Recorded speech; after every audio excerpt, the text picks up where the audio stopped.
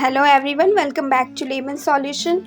In this video, we'll see how you can create Facebook business account from a normal Facebook account. Without further delay, let's get started. First of all, you need to open Facebook. Go to the hamburger option present at the top of the screen. Scroll down to Pages. Now click on Create. Add your name here, or you can also add your business name. Add the category in which your business fall, like I'm entering book. You can add whatever you like. Now click on next. Wait for the account to get created.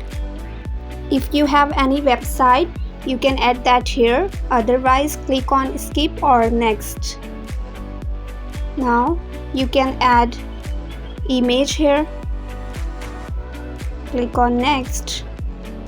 In this way you can create your business account on Facebook. So this was it. I hope you liked the video. Thank you very much.